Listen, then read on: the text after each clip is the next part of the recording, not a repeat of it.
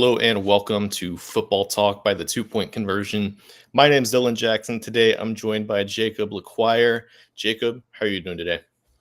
Doing quite well. There's been some rainy times the past couple of days, but we finally got some sun this afternoon, and you always got to love when the sun's out and you're able to talk football. So can't be having a better time than right now. Yeah, I've had like a whole week straight of just rainy days, but Mississippi weather, I guess in the summer is just going to kind of be like that, unfortunately. But today we're going to be talking some breakout player predictions. So Jacob and I each chose 5 players we think are going to massively improve this year, whether it's, a bad player or young player becoming a solid starter or something kind of more than that. We have a list of 10 total guys. You chose 5. I chose 5. We're just going to kind of get into it. And the first player that you had was Darius Robinson. I'll kind of let you take the lead on this one, the Cardinals defensive lineman. For sure. So what I kind of did with this was at first, obviously, I went down all the depth charts like an hour lads or something like that. And I was looking for higher drafted players that didn't get to play a lot last year or were maybe stuck behind some players that are gone at this point.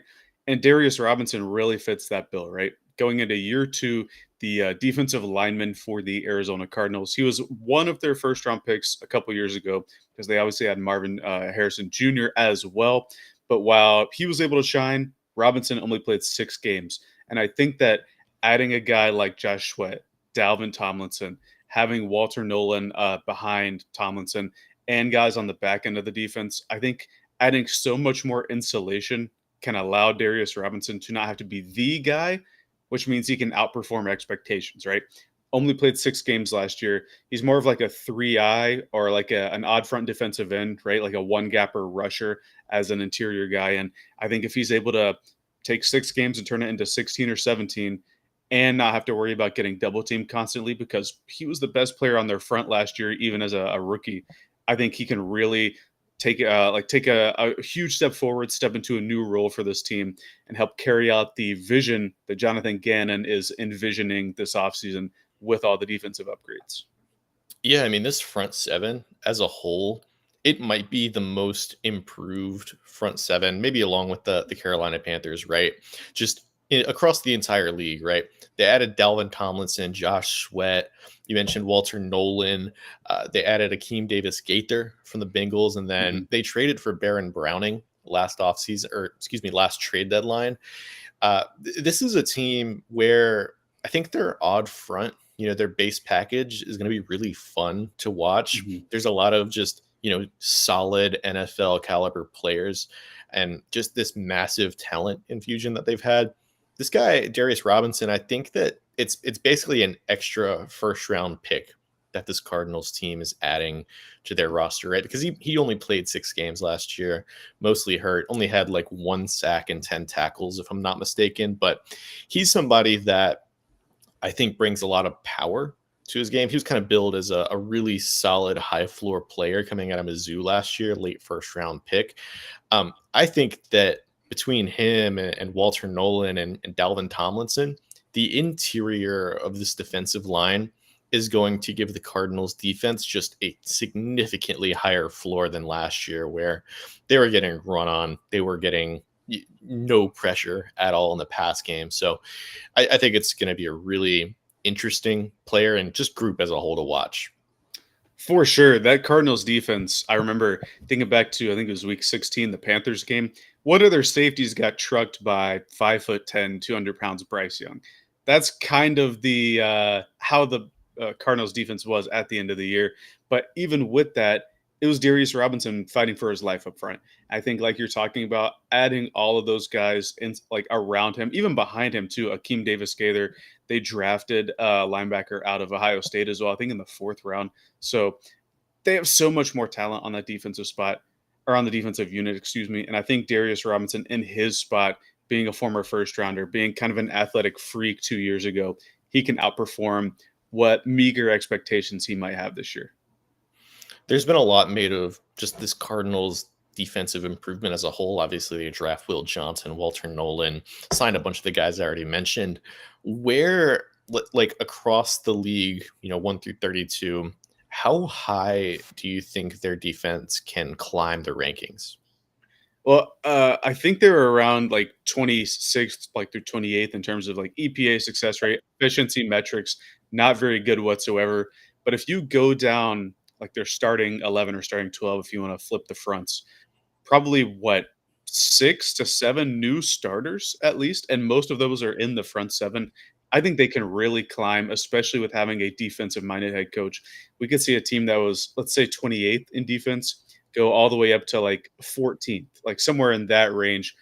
Jonathan Gannon had the Eagles defense a couple years ago, really, really high, and he had like the talent in that room. I think there's much more talent this year, and if the Cardinals are going to be able to outperform expectations or make a playoff run, they got to play complementary football. And I think getting the defense right is a huge part of that for 2025. It's so interesting to me because if you look at kind of the offseason moves that the Cardinals made, I wanted these types of moves for the Cincinnati Bengals, right? Now the Bengals Yes, add like yes. Shamar Stewart, Demetrius Knight, two interesting players to their defense, but they didn't really sign anybody outside of TJ Slayton. This Cardinals team really invested in their defense between Tomlinson, Sweat, Davis Gaither, and a few draft picks as well. So if you told me that like this was the kind of defensive moves that the Bengals made rather than the Cardinals, knowing the offense that they had, I'd be pretty excited about that. But I really like what the Cardinals were able to do, despite, they neglected the offense quite a bit this offseason. Didn't really add too much other than like I think Jacoby Brissett signed there, maybe a swing tackle, but Darius Robinson I think is going to have a lot of opportunities to become a high end 3-4 defensive end. So moving on, my first breakout candidate was Malcolm Kuntz, edge for the Raiders. This was a guy, he signed a 1 year, $12 million prove it deal with the Raiders this year. Last year, he tore his ACL before the season started, and it was really disappointing because the last 4 games of 2023, he had 6 of his 8 sacks. And as a whole, I think he had more than 50 pressures back in 2023. And I think it really says something that the new front office went out of their way to retain him, despite, it being over a year since he played, actual NFL football. And he's somebody that I think could really bring what this team wanted when they drafted a guy like Tyree Wilson, right? And signed what's his name, Christian Wilkins, to like a 4 year, $100-something million contract. He's somebody that I think is going to end up proving that he's worth retaining on. I think he'll get a pretty substantial contract after this coming season. And this Raiders offseason as a whole, they didn't really do much defensively. They lost quite a bit. Like Trayvon Mhm. Merrick, Rob Spillane, right? I think they lost Nate Hobbs as well, a few corners. So as a whole, this team defensively probably isn't going to be very good. But in terms of pass rush between him and Max Crosby, I think it's going to be quite exciting. Yeah, you talked about wanting or getting the production out of him that you wanted from Tyree Wilson, who was the first round pick, or I think it's what 6th overall in Yeah. 2023, something like that. Uh, Coons played well enough that he was starting over him, even when Tyree Wilson was healthy. He was going to be the starter coming into 2024, but like you said, injury knocks him out for the year. Really, really unfortunate. But the flashes you saw from 2023, especially towards the end of the year, gives you a lot of hope. And if he can be 100% healthy, I think he can be one of the featured guys playing off of Crosby and off of Wilkins because we know how good they are. I think Crosby got extended this offseason, showing how good he is. But Coons can be like his second fiddle, right? He can be the guy playing off of him. I think a team that I wanted to get somebody like this was the Detroit Lions, like trying to get somebody to play off of Aiden Hutchinson. Even in the draft, I was targeting edge rushers with them, but the Raiders retaining him and allowing him to kind of get a prove it deal, right? 12 million on a prove it deal for somebody coming off a rookie contract that hasn't been a Pro Bowler or anything, and it was I think he was a 4th or 5th round pick, is quite significant. So the fact that they believe in him that much to give him that much on a prove it deal, I think there's something there that maybe a lot of regular fans or people who don't know the Raiders super well might not be seeing. Yeah, this kind of just goes into the fact that I think they're going to be a league pass team this year. Maybe Mm, not the best defensively from a floor standpoint. Like they just lost a ton of talent on that end. And I get that they drafted guys like Darian Porter, a few other guys, but a lot of their offensive investment was in, Ashton Genty, Geno Smith, Jack Besh, a ton of these other players. And they neglected the defense a little bit. But, getting Malcolm Kuntz and I think pairing him with Max Crosby, at least in 2025, is going to be really, really fun. He's 26 years old. I think that if it goes well this year, you could see him get a pretty substantial, like Josh Sweat type of contract. And I think going into 2026, if the Raiders don't retain him, he'll likely be one of the better free agency, options out there for teams. Like he's going to get a pretty massive contract if he performs even remotely well. Like let's just say 8 to 10 sacks, right? I think that's going to be enough to get him like 15 to $20 million a year. For sure, and like you mentioned, 26 isn't super young, but it's quite young for a startable free agent, right? Like a plus starter free agent, right? You don't get free agents like that anymore. I think the last like big sack production guy we got in free agency was Hassan Reddick, and he signed for I think it was 45 over 3, so 15 million per year. And that was like I thought that was pretty low at the time because he came off a year at the Panthers where I think he had 11 or 12 sacks. So if Coons can play to let's say 10 sacks, like you're saying, he'll certainly get a payday that he deserves if he can prove he can stay healthy for the full year and really deliver. Well, I mean, Josh Sweat to the Cardinals, he got around, I think, just under 20 million a year, Mhm. right? So, he's 28 years old, really kind of improved as the playoffs went along this past year. Honestly, in my opinion, probably should have won Super Bowl MVP, right? So maybe it's not the same story with Kuntz. Like I just don't think the Raiders are going to be in a position to where he can show what he can do in the playoffs. But just a really interesting profile all around. It's very rare that you see a contract that's worth $12 million given to a guy that hadn't played in a year and honestly had pretty limited production up until those last 4 weeks of what he played. So really interesting player for the Raiders moving forward. But moving on to another edge that you had this time, it's Jalix Hunt for the Philadelphia Eagles. Yeah, another guy that performed in his last 4 games of the last full year he played, and coincidentally, his last 4 games were playoff games where he had a sack and a half a sack in the Super Bowl, uh, 10 tackles, 1 tackle for loss. They sound like low numbers, but he's also playing behind Josh Sweat, Nolan Smith, all these kinds of really really good players, and now he's slated to start this next year on an Eagles front that's going to have Jalen Carter in the middle, Jordan Davis, people that can command multiple blockers, right? So Jalen Hunt's going to get a lot of one-on-ones, and I think if he plays against people like Patrick Mahomes in the Super Bowl, like he plays in the regular season this year, he could be somebody that we're seeing get between 8 and 10 sacks because he's going to have the scenarios where he can get after the passer. He really came along as the year went along for the Eagles last year. And, going into the draft back in 2024, I think a lot of people were surprised when the Eagles spent, I believe it was a third round pick on him. He's kind of a small school Mhm. guy out of Houston Christian, which isn't Alabama, right?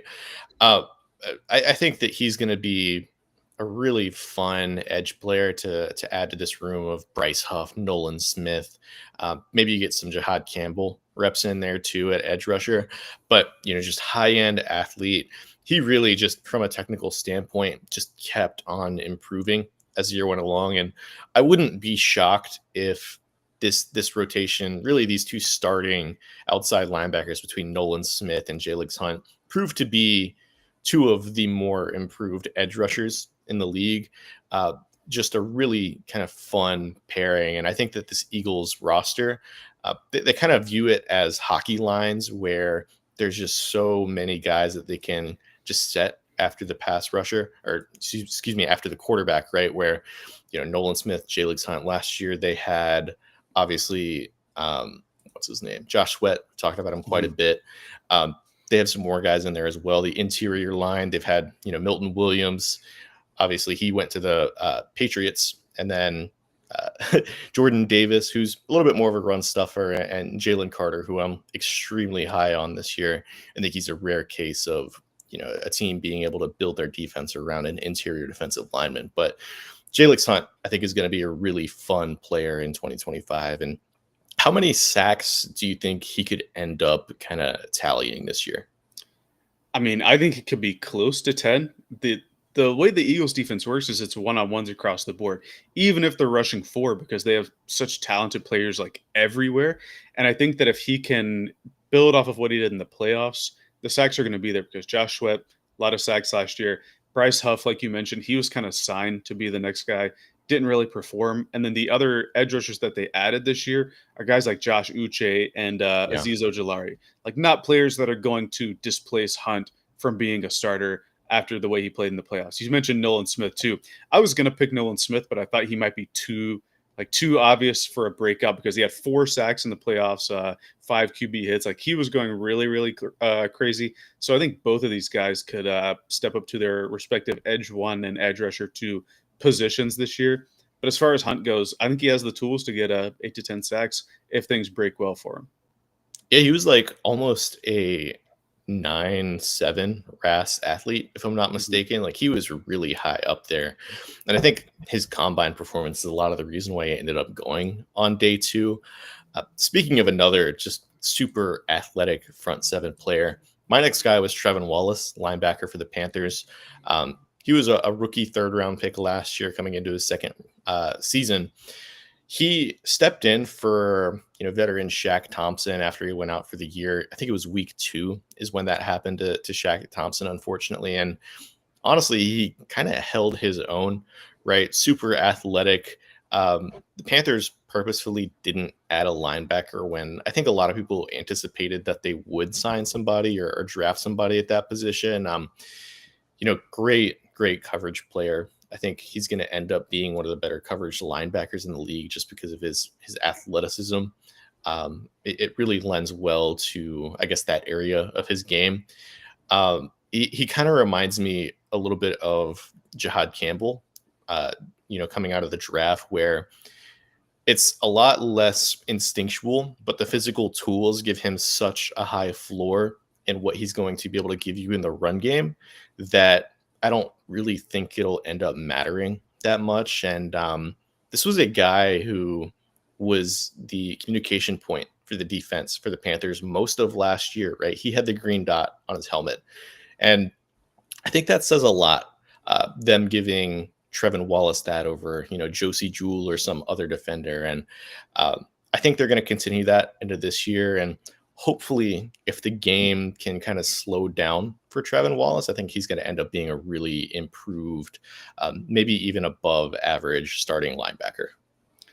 Well, and that's what the Panthers expect, right? You mentioned it. They didn't draft a single linebacker. The only linebacker that they added in free agency, interior linebacker, was Christian Roseboom, played for the Rams, who up and down year last year, I think is the polite way to put it. But to your point, Trevin Wallace getting the green dot as a rookie, it was like week 6 or something that he got it.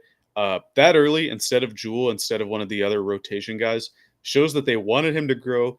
And I think that not adding someone this year shows that they believe in that growth and they have faith that he can be a good starting interior linebacker.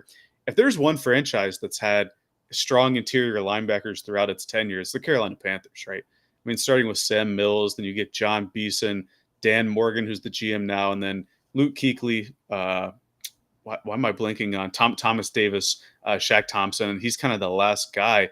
Hopefully, Trevin Wallace can be the next guy because the Panthers are going to need it this year after they reform their front. Wallace and the secondary are going to have to support that.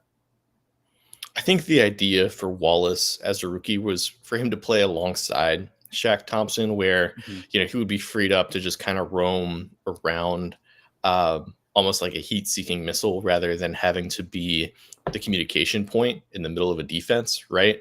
That didn't necessarily happen for him, but I think if the game slows down, I think he's really going to end up improving. You mentioned Dan Morgan, like former linebacker. He's the guy that picked Trevin Wallace, right? And I think that lends well to what Wallace could be as a linebacker, having a former Pro Bowl level linebacker scout him and select him. We'll see if it happens, but I'm pretty optimistic about what he could be for the Carolina Panthers. Yeah, and like the Dan Morgan point. If Dan Morgan is willing to pick this guy as a top 100 pick, I think he was picked 71 or something like that, and he like his linebacker acumen, he believes in him. I think he's going to be a good guy, right? Luke Kuechly is also in the building as well. Thomas Davis does like the video stuff for the team, so there are famous All Pro, Pro Bowl, Defensive Player of the Year level linebackers that are getting looks on this guy, and if they believe in him enough to make him the starter this year, I believe in him as well. Let's move on to your next guy, also a Carolina Panther. This is nickel Show Smith Wade for the Panthers. Yeah, kind of to the point about Trevin Wallace too. The Panthers had needs in the secondary. They addressed safety, obviously, but didn't add a single corner. They brought back Mike Jackson, who's one of the starters. They obviously extended J.C. Horn, but Shaw Smith Wade, who started at nickel at the end of the year, no real competition in that room. I guess you could say Trayvon Merrick, but they need him to start at safety, right? And I think that when they got rid of Troy Hill last year, when they gave Dane Jackson fewer reps, that was showing that they wanted to see Shaw Smith Wade. And I think in his first start, it was the first Buccaneers game where he got an interception against Baker Mayfield. And while he didn't consistently do that down the stretch, he played quite well, enough to where he could be the starter. I think them like not adding another nickel or drafting somebody at that position shows that they have faith that he can start at least the first part of the year. He's going to have all the opportunities in the world, right? The Panthers didn't add really any corners of note either. It's just J.C. Horn, Mike Jackson, really on this team. And honestly, I think it's a pretty sound strategy to kind of focus on the front seven positions rather than the back end, just because I think that the front seven is just going to raise your floor so much more than what corners are going to do. He, second year, sixth round pick. He really impressed me in a few games last year, right? It wasn't consistent all the way across the board. He's not necessarily a high end athlete, but there were moments where you could tell that he was just kind of understanding it at a higher level than I think most rookie corners, most rookie nickels would. He had an interception. He made a few breaks on the ball that were really impressive. He's somebody that I think is going to get better, become, even if it's not a starter, I think he could end up being a high end contributor, a role player. Somebody like, Captain Munnerlin, who was on this team, I think 2 different stints for quite some time, never an above average starting caliber player. But if that's your quote unquote weak link in the secondary, I think that's a really solid foundation. For sure, and for somebody who was I believe was a fifth round pick, you can't hope for much more than that, right? Yeah. Unless it's Josh Norman, who I believe was also a fifth rounder. But we can't like be picky, right? For a defense that was literally the worst of all time last year, obviously they have to improve the front first because it matters more closer to the ball. But believing in your young back end pieces in Wallace and in Shaw Smith Wade, I think can pay dividends for them, especially if they hit. So let's talk about the Panthers defense as a whole, because we talked about Wallace, we talked about Smith Wade. This Panthers team, they add, defensive lineman Turk Wharton. They signed edge rusher. I'm blanking on his name, but he was from the Vikings. I think Robert Jones, Patrick Jones. Yeah. They draft 2 edge rushers, Princely Uman Yellen and Nick Scorton. Obviously, we're expecting development from Wallace and Smith Wade. They signed Trayvon Merrick. This is a defense that potentially could be significantly better than the record-setting bad that it was last year. Where do you think this Panthers defense could end up, league wide? Kind of similar to the Cardinals conversation that we had earlier. I think somewhere between like 16 and 22, you're probably pretty happy, right? Because it wasn't just 32nd last year. It would be like 40th if there were like a normalized string of the amount of numbers to catch up there. But yeah, all the additions, especially the veterans like Trayvon Merrick, who's going to be the communicator on the back end, and the guys like Turk Wharton and Bobby Brown, the nose tackle in the Yeah. interior, and getting Derek Brown back. I feel like people understate it, but he was a Pro Bowl defensive tackle the year before, set the record for most tackles by an interior defensive lineman in 2023, but went out for the season after I think it was a meniscus injury in week 1. So getting him back and the defensive reinforcements, I think that if they approach league average, that's a huge step forward for a team that was pretty consistently putting up high scoring affairs at the end of the year in some favorable situations, I would admit. But getting the defense to like just around 20th has to be a big win for them. I really like the Derek Brown point because I think he's honestly the biggest addition that this Panthers team is going to have year to year, right? You mentioned like he set the record for most tackles by a defensive lineman, right? That's incredibly impressive. And they were just missing that all of last year. You could really tell. So honestly, they have essentially five new starters on their front where, DJ Wanham is going to be a guy who didn't play most of last year, but really impressed when he did. Obviously, Derek Brown, Bobby Brown, Turk Wharton, and then either Princely Uman Mielen or Nick Scorton, you would hope, is that other guy in that room. So it's going to be a fun thing to watch this Panthers defense where you have all these young guys, but there's also just this influx of veteran talent as well. I think that kind of 16 to 22 range, like you mentioned, would be a really solid season for this Panthers team. While, you see a lot of these young guys develop, they signed a bunch of second contract types of players that you're ideally buying the peak of their production in the Mhm. NFL. We'll see if it works out that way, but I think it's an incredibly exciting season, and you combine that with the additions on offense with Teteroa McMillan. You have another year with Bryce Young and the Dave Canales offense. We'll see what a bunch of these second-year playmakers, Xavier Legette, Jatavion Sanders can do, and then obviously I think one of the better offensive lines in football. So it'll be really fun to watch this team kind of moving forward. We did an offseason roundtable, and I think you picked them as your most improved team this offseason. Yeah, I thought about how, like, record wise, what team could improve the most. And it seemed like the Cardinals struck my eye, maybe the Patriots, because they had a ton of change. But I thought that the Panthers, because the NFC South is just so bad. The Buccaneers, I believe, were 9-7 to win it last year. I think there's a real opportunity for a team like the Panthers to win the division. And that was kind of why I put them in my team that could improve the most or most potential improvement. But there are certainly other teams as well. Let's move on to the next player. So this is probably the best player that I had on my personal list, just from a right now standpoint, right? And it's Mhm. Edgerrin Cooper, linebacker for the Packers, and he was somebody that looked truly incredible towards the end of last year. He was all over the field. He was in the backfield as a blitzer, one of the more impressive blitzing stand-up linebackers last year. Like just really talented in that aspect of his game. Incredibly versatile, incredibly athletic. Um, Second year, second round pick, 87 tackles, 3.5 sacks, 13 tackles for a loss last year. Green Bay's kind of been searching for a high end linebacker these past few years. They spent a first round pick on Quay Walker, which hasn't necessarily worked out. But I truly think that there's an opportunity for Cooper to end up being the best player as a whole on this defense. They've had a few guys in the past, whether it's Kenny Clark, Jair Alexander, Rashawn Gary, though he's taken a step back recently. I think Cooper could even take a step beyond those guys. Just somebody that I'm very in on becoming a Pro Bowl or even All Pro linebacker at some point.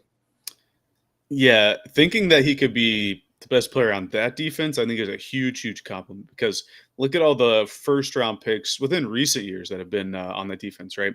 Rashawn Gary, you mentioned Quay Walker, Devontae Wyatt, Eric Stokes, who's I believe he's on the Raiders now.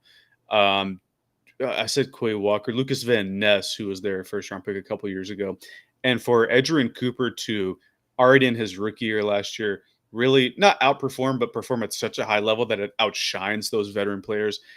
I think speaks a lot to the ceiling he can have this year.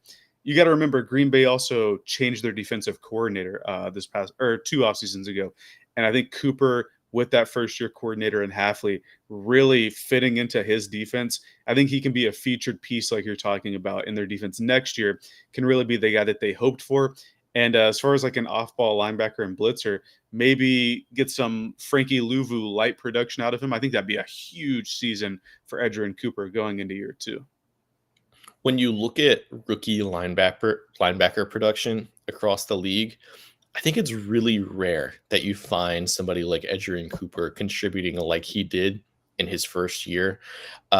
Thinking back, like it's just hard to come up with examples of guys shining the way that Cooper did, right? The production, the athleticism, I think he's going to end up being a plus in coverage as well. This is a guy that I think could just be a cornerstone and honestly a mismatch advantage for this defense. And that's kind of what you want with your linebackers, right? I'm not saying he's going to be as good as this guy, but it's almost reminiscent of, early on how Roquan Smith was with the Bears, just how he was kind of all over the field, extremely versatile in what he was giving you. And I think one of the better blitzers at linebacker as well. So I am just incredibly high on what Edgerrin Cooper could end up being with this Packers team. And that's kind of the vision for Jalen Walker, right? The edge rusher from Georgia who can it's a bit of a hybrid between edge and linebacker. If he can be that kind of player like early Roquan Smith, like Edgerrin Cooper's being, you can see how valuable of a player that is, right? Like the Frankie Louvu archetype is you saw how valuable he was. He was an all pro this year coming from Carolina to Washington this year. So if Cooper can provide something to that effect, I think he could be like for sure the best breakout on this list. Like you said, I think he's probably already the best player we're going to talk about, but because his range of outcomes or like his potential is so high, I think you have to include him here. Yeah, for sure. Your next player, Jerry Jones for the Jacksonville Jaguars corner. Yes, for sure. I think there's a lot of under the radar corners that weren't first 30 or 40 picks that really shone at the end of last year. Obviously, Jerry and Jones, so I'm going to talk about Renardo Green with the 49ers played quite well. Jarvis Brownlee Jr. with the Tennessee Titans. He kind of provided what they were hoping that L'Jarius Sneed could provide in like week 16 through 18. So a lot of later round corners, but Jerry and Jones, the one I want to talk about. I think he's in a unique position because Tyson Campbell is already quarter one there, and he's been paid like it. And Travis Hunter, I think, is going to play sparingly, but I think that gives Jerry and Jones, who played pretty well at the end of last year, a chance to be the corner two or starting nickel corner, and he can really shine playing off of those guys. I don't know. I like out of all the corners that I mentioned before, I just think that he has the chance to provide the most to a team that didn't add to their front like I thought they would, and a team that instead. I know Travis Hunter's a corner, but I think they're going to use him mainly as a receiver. A team that didn't super, let's say, like legitimately invest in the defense early. I think trusting him to start is going to be big for him. And out of all the later corners, I think he can provide the most. It really does seem as though Travis Hunter is going to be just a third down package type of Yeah. guy for the Jaguars on defense, as well as a full time receiver, which, in my opinion, is the most fun outcome for him. Jerry and Jones, though, like you said, this corner room for the Jaguars compared to where it was just 2 years ago, right? I think they signed Jordan Lewis to be their nickel as well. Mhm. So between him, between Jones, obviously Tyson Campbell, and um, I think that this secondary as a whole, specifically the corner room, is in pretty good shape, particularly because they have this Jaguars team has a lot of talent up front as well. Obviously, Josh Hines, Allen. They have Trayvon Walker, who they took first overall a few years ago. Eric Armstead is still here. They selected a few other interior defensive linemen. I think they spent a second round pick on some. I can't remember his name, but it was from LSU last Mason year. And Smith. that's right. Yeah. So hopefully he comes around a little bit more. I think he played pretty well in the second half of last year, if I'm not mistaken. But this Jags defense, I think it was about kind of building the bones and developing what was already here because there's legitimate talent on this defense. They just didn't quite play up to the level that they're capable of last year. You could call it coaching from a variety of different characters that were on this team last year. But I think, the Jaguars, not spending a premium pick on a full time corner bodes very well for what Jerry and Jones could end up being. Yeah, and to the Travis Hunter point, I don't know if they're going to use him this way, but I think the sustainability approach is that if he played defense, he could be like a deep safety or something. So he's not That would be taking fun. hits. So I think you could really see Campbell Jerry Jones, Travis Hunter, and Jordan Lewis on the field at the same time on third downs, I think it would. You want to keep Travis Hunter healthy for as long as you can, and I think if he has to guard receivers on third downs pretty consistently, I just don't know how he's going to do that in the NFL. As far as Jones goes, with the, let's say, up and down coaching last year from Ryan Nielsen, who was quite good in Atlanta, but it just didn't gel here. I think that he being the lone breakout player, makes him pretty inelastic to whatever the next coaching staff is and how he can play in that new system. Just the fact that he was able to outperform expectations in an offense or a defense, like Ryan Nielsen's last year that was pretty poor towards the end of the year, gives me hope for this year that he can really be a guy if he gets the opportunity. This Jaguars team, despite it really not looking that different from a roster perspective from last year, I think it'd end up being one of the more improved teams just because of the, schematic differences, the difference in coaching. I just trust Liam Cohen a lot more to maximize the talent on this team much more than For Doug sure. Peterson, right? And obviously Trevor Lawrence is back from injury where even when he was playing last year, it wasn't overly impressive. Again, I think that Cohen's going to be able to do a lot better of a job maximizing him. And then just the duo that they have at the receiver position, genuinely, like we talk about the Raiders, or at least I have as kind of a league pass team, amp that up to like the 10th degree for this offense because, Brian Thomas, Travis Hunter, obviously, Brenton Strange is a really fun player. And then the running back room, while it struggled a little bit last year, I think the trio of Bayshall Tootin, Travis Etienne, Tank Bigsby, I think it's really fun if they're all splitting carries evenly to, I guess, the role that fits each of those players best. So the offensive line, we'll see how it kind of shapes out. I have my concerns about their two tackles, but I think from an improvement standpoint, I think the coaching and guys like Jerry and Jones improving, I think it'll be really fun to track how they do, especially early on in the season. For sure. Brenton Strange, the tight end, he almost made the list for me as well. I think he was one of the examples you sent yesterday. So I didn't want to take him from you in case you had him, but I think he's somebody that could have a big, big role this year, considering how Liam Cohen liked to use K Dot in Tampa Bay. That's a good comparison with the three running backs that you mentioned and Liam Cohen coming from a Tampa Bay Buccaneers team that had three feature running backs throughout the year. I think that's going to bode well for him. Quick question before we move on to the next guy. Of those three running backs, which do you think is going to lead the team in rushing yards? Yards, probably still ETN. I know he had his faults last year, but he has that big playability, and I think that if he can get into the open field, he can really take some to the house. I wonder which running back Liam Cohen is trying to push him into the mold for. I think like he's the most, it's not the most Bucky Irving out of all the three running backs in that room. Everybody's trying to find the next Bucky Irving in their fantasy leagues, right?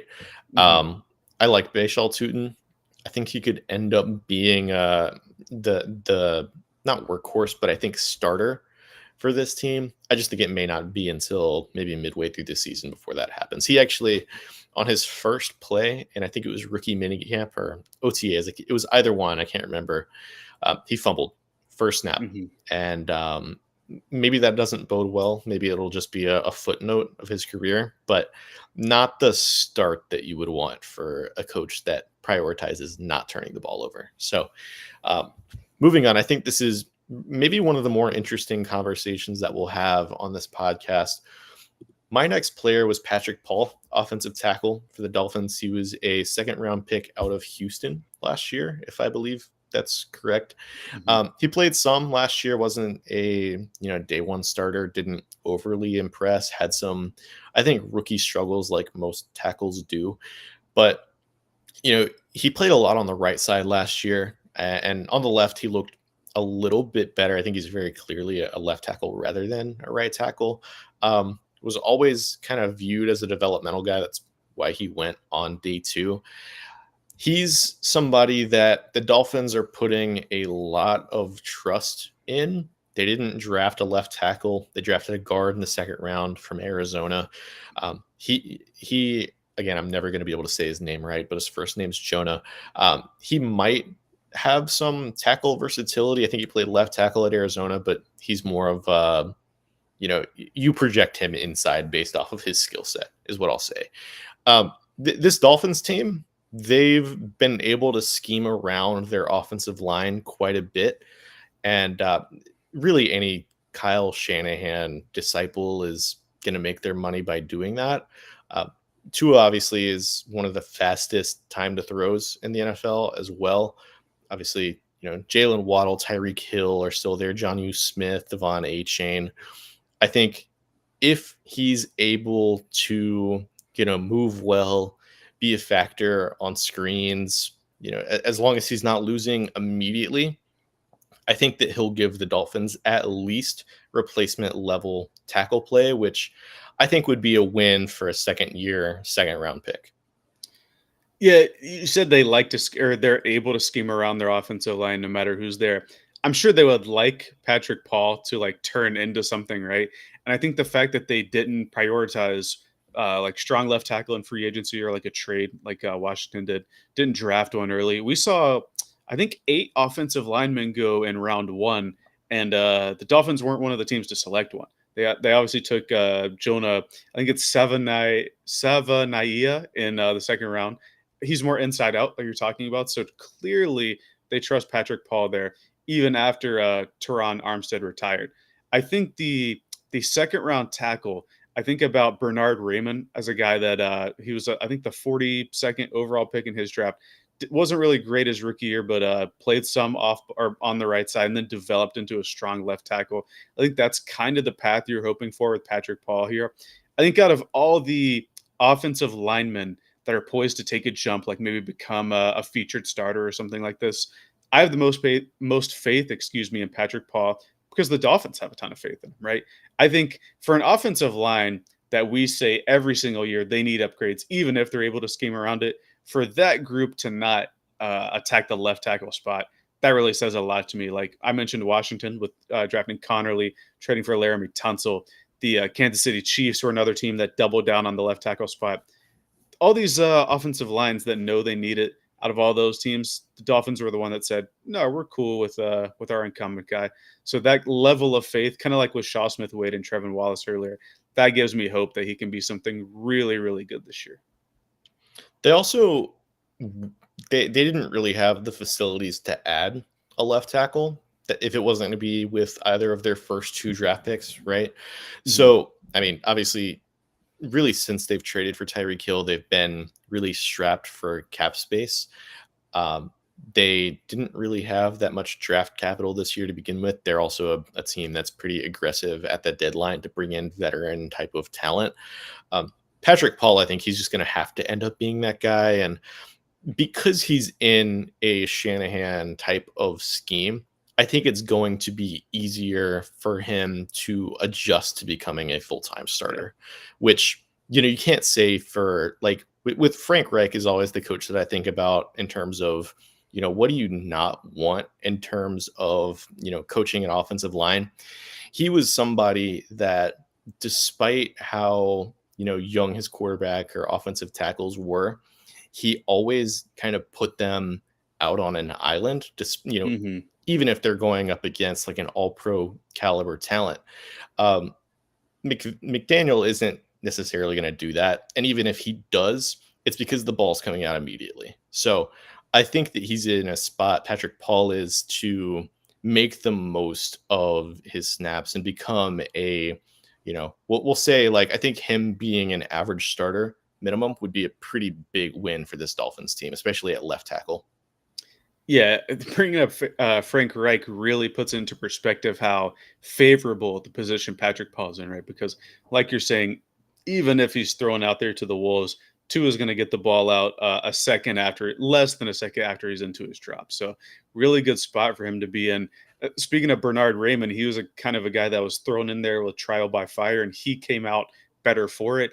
Maybe Patrick Paul just being thrown in and forced to learn NFL left tackle will make him better in the years to come. Yeah, if he didn't start this year, I think it would have been a pretty big concern considering the Mhm. Dolphins spent a second round pick on him. So We'll see how he plays. Let's get to your last player, though. You had Ricky Pearsall, the 49ers wide receiver. Yeah, I felt like this one was a pretty natural breakout candidate or like superstar jump candidate, whatever you want to call it. He's healthy now. Last offseason, he dealt with like just a really bizarre freak injury, sustaining a gunshot to his chest. All good, right? He ended up playing, I think, the back 10 games, so came back strong. But now this year, Brandon Ayuk, I think, is going to have lost a step following his repaired ACL, I should say. Debo Samuel is gone, and the fact that in the year that they had those guys, they drafted Pearsall in the first round as a plan for the future. I think Kyle Shanahan is going to give him a ton of different looks. It's really him and Juwan Jennings out there. So I think that him coming along in his second year in a system that really gives advantageous looks to its wide receivers, excuse me, especially with George Kittle in there commanding defenders. Christian McCaffrey, we project to be healthy this year. And Shanahan overall likes to find mismatches. So I think, like Patrick Paul, he's in a really favorable system. He has the pedigree behind him. And I think that Brock Purdy is going to be looking for favorite targets now that he got his extension and is penciled in as the franchise guy for the next couple of years.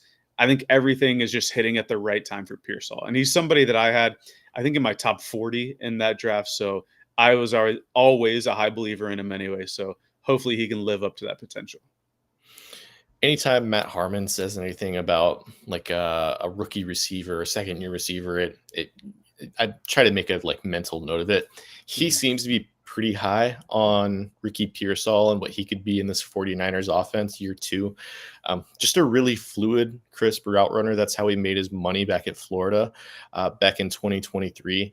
He, I think, is going to end up being a pretty high end starter.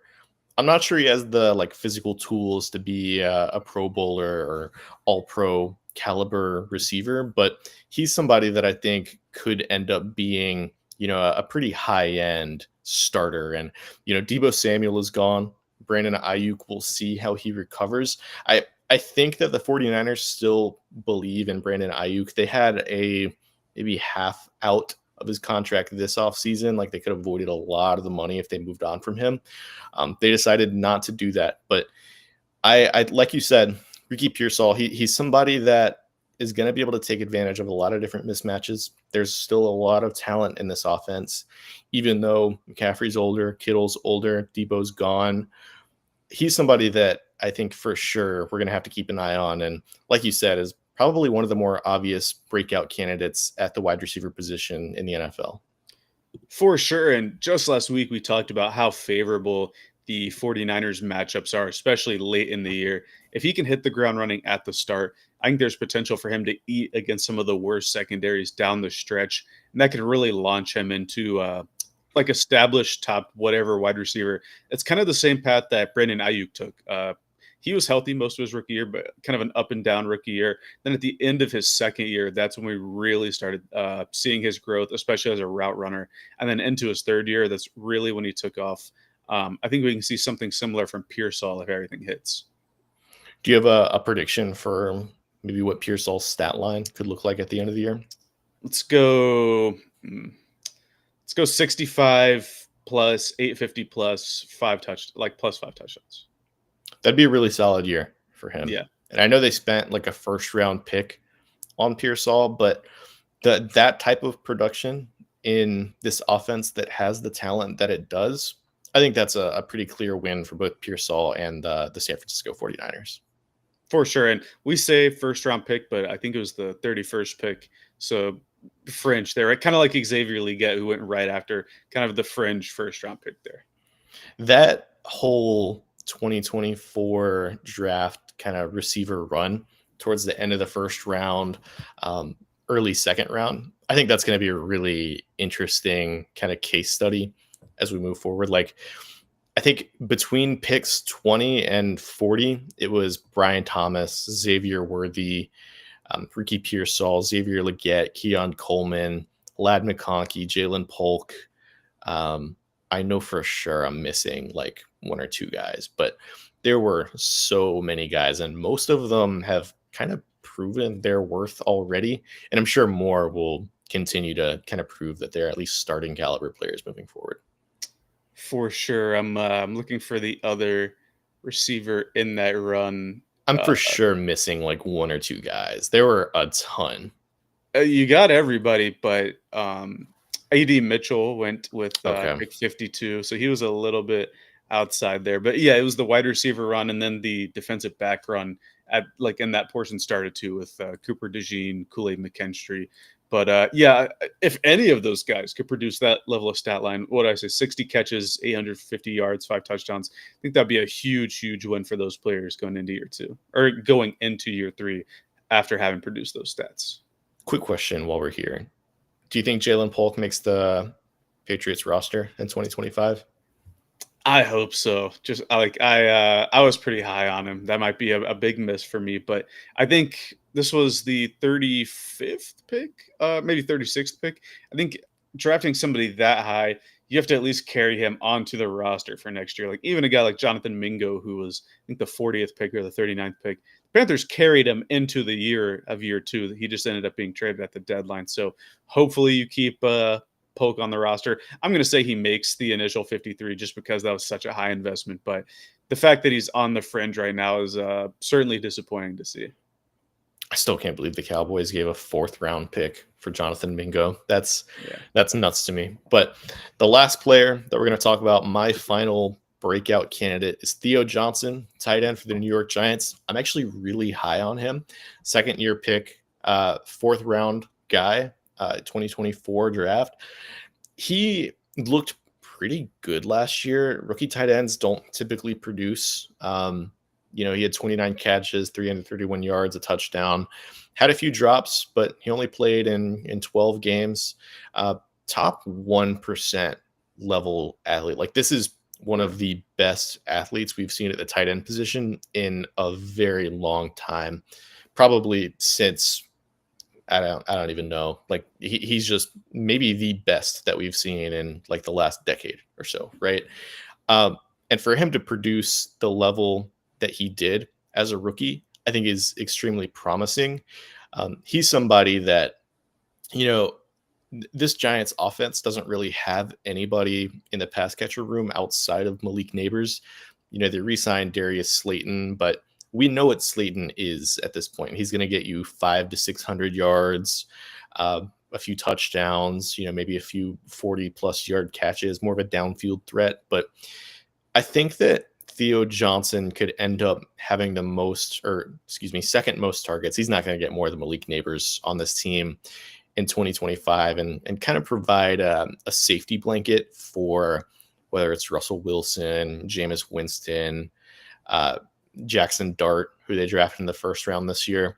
I think there's a reason the Giants didn't address the tight end spot when they very well could have, when the weapons department on this team looks so barren outside of Malik Neighbors. I think there's a reason that they especially didn't invest in the tight end department. Yeah, I don't think anybody in the league is going to get more targets than Malik Neighbors this upcoming Not at all. season. But Theo No. Johnson certainly warrants getting the second most, right? You talked about 99th percentile athlete, really up there with Kyle Pitts in recent memory as like the super high performing RAS guys. And then you mentioned he was a rookie last year. The reason Tyler Warren went back is because that Penn State offense was featuring Theo Johnson more, especially as like a intermediate route runner. And then obviously Warren goes back and becomes a first round pick. But Theo Johnson is good in his own right. I think with a lot of the guys we've talked about so far, it's been about opportunity and the fact that the Giants, especially the quarterbacks that might be throwing out there, like especially Russell Wilson, he loves throwing to tight ends. Jameis Winston has really propped up tight ends throughout his career, like going back to New Orleans, David Njoku last year. I think that if either of those guys are in there, they're going to need a mismatch over the short and intermediate middle area of the field. And Theo Johnson can be just that for the Giants. So I really like what he could be. Like for tight ends, for me, it was him and Brenton Strange, who we talked about earlier. But I could see Theo Johnson taking the step because, like you said, they need a secondary pass catcher. It is very rare that you find a rookie tight end that puts up, 330 yards. That alone, but he did it in 12 games and has the athleticism that Theo Johnson has. It's just not a combination that's super common. This Giants offense as a whole is pretty young. They have a few guys on the offensive line that are still on their rookie contracts. Obviously, Malik Neighbors, who they drafted, Jackson Dart, their running back room. It's kind of funny because you would think that they're young guys, but they're both like 23 and 25, Hmm. which is, I guess, middle age for running backs at this point. Um, Theo Johnson, I think I'm just a huge believer. I thought about picking Brenton Strange. Like I thought pretty long and hard about it. Like I wanted to select a pass catcher with my final player of some sort. I thought about Xavier Legette. I thought about Theo Johnson. Obviously, I ended up going with him. Brenton Strange, a few of the receivers that we talked about, like AD Mitchell potentially. Um, I just think that the combination of athleticism and rookie production for a tight end, I just think that it's hard to find that, which is why I'm super high on what Johnson could be. Yeah, for sure. A lot of different receivers, right? You mentioned all those guys. There are other guys like Keon Coleman, Roma Yeah. Dunze, young rookies that could really take the next step. But as far as, excuse me, as far as tight ends go, I think Johnson has a really good chance. And I don't think his position is as favorable as somebody like Pearsall, who like former first round pick, or as favorable as somebody like Patrick Paul, who they've been grooming to be the upcoming starter. But I think in an offense that's just been so starved over the past couple of years, and you're hoping that the offense isn't as bad as it has been. But in an offense like that that needs targets, I think Theo Johnson can really command some.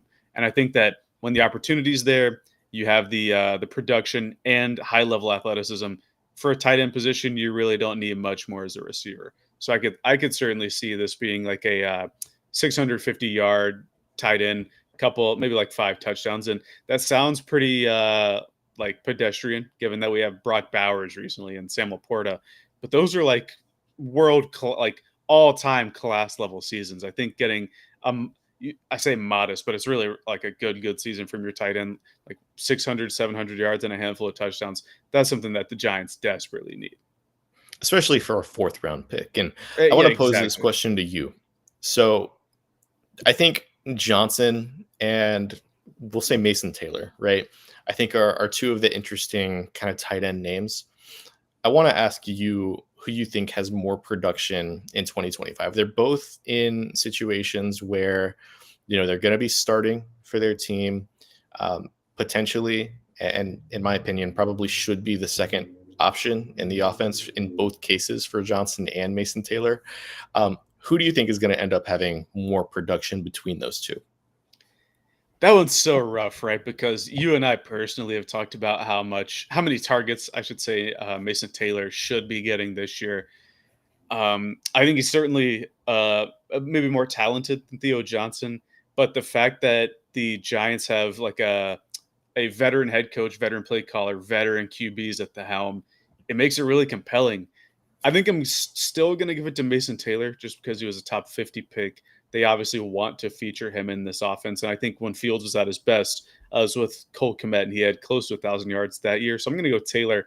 But it wouldn't surprise me if Theo Johnson won maybe 2 out of the 3 categories between receptions, yards, and touchdowns. Do you think either are going to be startable in fantasy football this year? I mean, probably. If you don't have a top 5 tight end, you don't really have a tight end except for random off weeks. Like last year, I won a game to get into the playoffs because I had Jonnu Smith the week that he had like 200 or not 200, like 100 yards, 2 touchdowns, and 10 catches. So if one of those guys catches fire a couple times, probably startable. But I don't know. Unless you get one of the top guys, every tight end startable to me. I made the mistake of taking Kelsey 2 years ago, like fourth overall, like Ooh. one pick above like Justin Jefferson or something like that. And it burned me quite a bit. But luckily, I've had the Cardinals tight end, Trey McBride, in a few of my dynasty leagues. And I hung on to him after his rookie year where, he was buried behind Zach Ertz. And thankfully I did because now he's like arguably a top 2 dynasty fantasy tight end. Obviously, Mhm. Brock Bowers is number one, but I think it's a fun conversation trying to find the contributors that, if they're not a top five guy, who could you end up starting for fantasy football. But that's going to do it for us today. Were there any other players that you could potentially see? Just kind of throw some names out there. For sure. Let's see. I talked about Keon Coleman, the Bills rookie receiver. I still think that Bills receiver room is pretty open, so I think he could lead there. Keon White with the New England Patriots defensive Yeah. line. I think he really broke out at the end of last year, but I think he could take like a Pro Bowl level step, especially next to Milton Williams and Christian Barmore if he's healthy. I mentioned Roma Dunze. I think Roma Dunze is the most talented receiver in that room, even with DJ Moore, even with getting Luther Burden in there, and hopefully Ben Johnson can use him better. We talked about Jerzon Newton, Johnny Newton with the Washington Commanders. They move on from Jonathan Allen. He was a top 40 pick. He was like top 20 on my board, so I think he's going to be a good talent for them there. Garrett Wilson, the Cardinals corner, he really came out at the end of last year.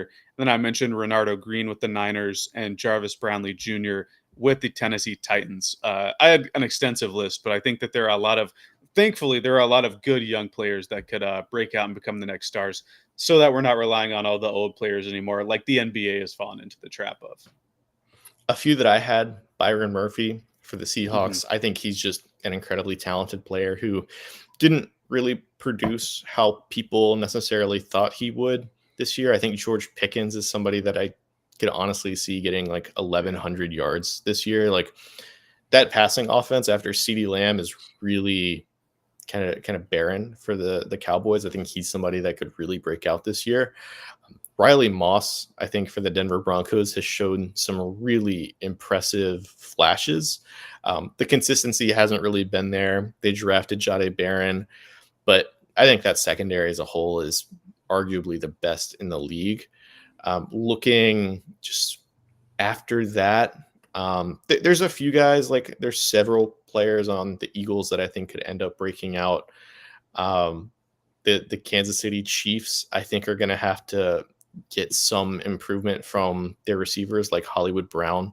We'll see if he could take a step in that offense in year two. And I think Xavier Worthy, despite him looking really impressive as a rookie, I think there's another step that he could make. There were a lot of, Mahomes he made his money early on with a deep ball. He missed Worthy quite a bit last year when Hmm. Worthy was pretty wide open. So if they connect on just like 3 or 4 more of those in 2025, Worthy has like 200 more yards easily. We'll see if that happens, though. I appreciate everybody for listening. Jacob, do you have anything you want to plug for the 2 point conversion or any other ventures? I think the flag football draft article dropped yesterday, and it's something that I really enjoyed doing between the two of us and then two more of our colleagues at the 2 point conversion. It was cool to like do a fantasy football draft for flag football. I selfishly, I think I won, but people are going to have to decide that for themselves. But that was a lot of fun. I didn't like your Saquon Barkley pick for that. So I'll read off the teams that you and I drafted. If you give me 1 second to pull it up, but it was it was a fun kind of exercise that we did. Um, Let me pull it up. Your first Well, round pick was Lamar Jackson, and I think that was like the fact that you got him third overall. I think that mhm. was a pretty big steal. And I think we're thinking about this from a like an NFL competitive level, but I'm thinking about it. What poor defensive back from another country is going to see Saquon Barkley running at him and want to grab the flag? Plus, even at 32 or whatever he'll be, maybe 31, he'll still be able to hurdle over people. So I got like I wasn't necessarily looking for top end NFL individual traits. I was looking for who are some of the best athletes, some of the most fluid movers in the NFL, and that's kind of how I paired my at least my offense together. So your team was Lamar Jackson, Justin Jefferson, CeeDee Lamb, Saquon Barkley, Tetaroa McMillan, Tyler Warren, Xavier McKinney, and Miles Garrett. My team had Jaden Daniels, Travis Hunter, Garrett Wilson, Derek Stingley, Devon Witherspoon, James Cook, Lad McConkey, and Patrick Queen. I think just from a name standpoint, you have me beat. Like the names on your team are just significantly bigger than the ones that I have. But I think when you factor in that it's going to be 2028 when these guys are playing flag football, um, I think I also win in like the movement and agility department between, I just don't think it at 2028, Saquon Barkley, um, you know, CD Lamb, Justin Jefferson are going to move quite as well as Travis Hunter, Garrett Wilson, Derek Stingley, James Cook are. But that's my own personal opinion. What I'll say is, have you played flag football before? I'm assuming you have. Uh, I played flag football. That was like the main sport that I played when I was younger. okay. Yeah, So, I played like 5 or 6 years, I think. so you did you have it where the player who snapped the ball could also run routes after he blocked? Yeah. That's precisely why I picked Tyler Warren, because what out of every player that we've drafted, who among them has had experience snapping the ball? It was Tyler Warren at Penn State last year. He had a snapped ball and a trick play. And then I think with him being able to snap the ball efficiently and run routes, and Saquon, you could use Saquon as a blocker, like just put his arms down and run him into, I don't know, Patrick Queen, or I think somebody picked Jalen Walker as well. I think that could be like one of his prime uses at that point too, because he's a big guy as well. I don't know. I think I've crafted my team pretty well, but I think your team is really good, especially on the defensive end. I think your team is going to be able to lock down any country that fields a team in the flag football event.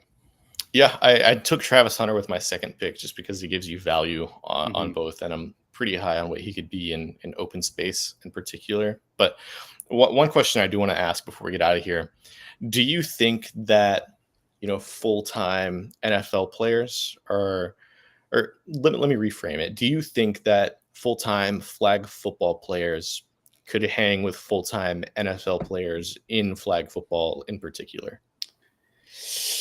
Ooh, I'm going to say yes. And why I say that is because obviously the NFL athletes are far superior athletes, right?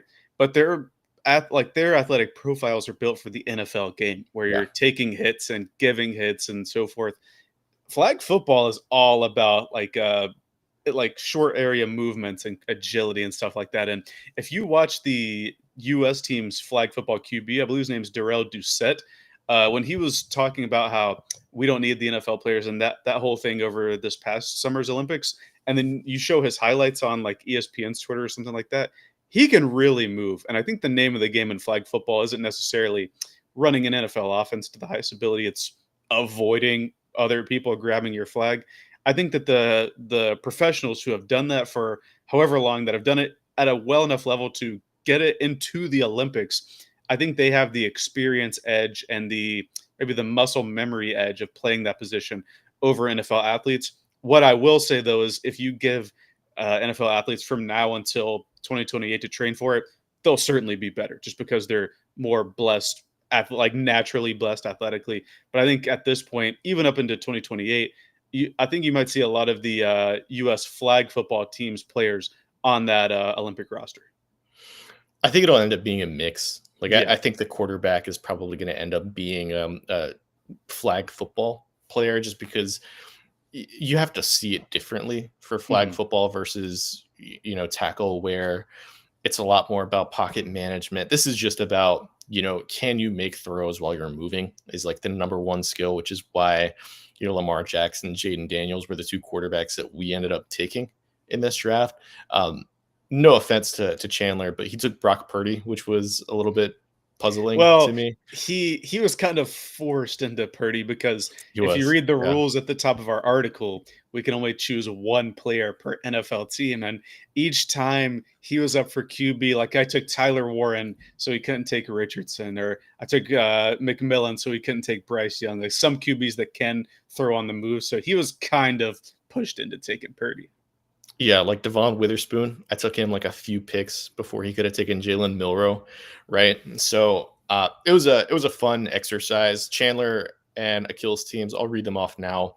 Chandler took Malik Neighbors, Xavier Worthy. I think probably one of the better picks was Xavier Worthy, Jameer Gibbs, Christian Gonzalez, Garrett Williams, the corner from Arizona, Brock Purdy. Jared Verse was kind of puzzling to me. And then he took, this was the last pick, Chimere Dike, the rookie Titans receiver. So he was forced to take a Titans player since he had the first pick and the last pick. And DK is the fastest, most translatable flag football player on that team, arguably. So um, tough luck for him. Akil had Jamar Chase, Caleb Williams, Pat Sertan, Antoine Winfield, Brock Bowers, Devon Achane, Jalen Walker, and Chris Olave. So of those teams, who do you prefer? I think you're going to end up saying Akil, though. It's really, really tough. I might go with Chandler, and here's why. DK from Florida, I like he's my draft sleeper, like somebody that I think can really, really outperform where he was drafted. I think it was a fourth rounder. He was getting billed as like maybe a UDFA guy, but a really good workout warrior, has experience both punting and kick returning at Florida this past year. I think he can really be like a sneaky player this year. So I'm going to hang my hat on him being my draft sleeper and go with Chandler's team. I think it has to be Akil just I because you mean, got the Caleb Williams versus Purdy is pretty stark, but it's pretty for stark. that I reason, I also gotta pick Chet. Like I got to just there's for a the banter. there's a few players that I really like that Akil took. Jalen Walker, I think, is excellent as like a blitzer, just pursuit guy. Probably the best possible player that he could have taken for that role. I think Mhm. Antoine Winfield, I think, is the perfect like flag football defensive back. And then Devon A. Chain to get him where he did, just an electric kind of route running running back where just get him the ball and I think he'll be able to profit in some way. And he unfortunately had to take Chris Olave, which I saw a video of him practicing today. I was actually pretty surprised by that. So he'll get out there again, but some unfortunate injuries for him early on. This is a fun exercise. We've got a lot more coming, and a lot of kind of changes, I guess, that I'll allude to with the 2 point conversion coming soon. So stay tuned for that. Is there anything else that you wanted to plug before we get out of here? No, I think we're good. Thanks for having me on. All right. With that, you guys, please subscribe to the 2 point conversion on YouTube, on Spotify, Apple Podcasts, wherever you get your podcasts from. You can follow Jacob at Jacob LaQuire on Twitter. You can follow me at dj.png. And then you can follow the show, the site at 2p_conversion on Twitter.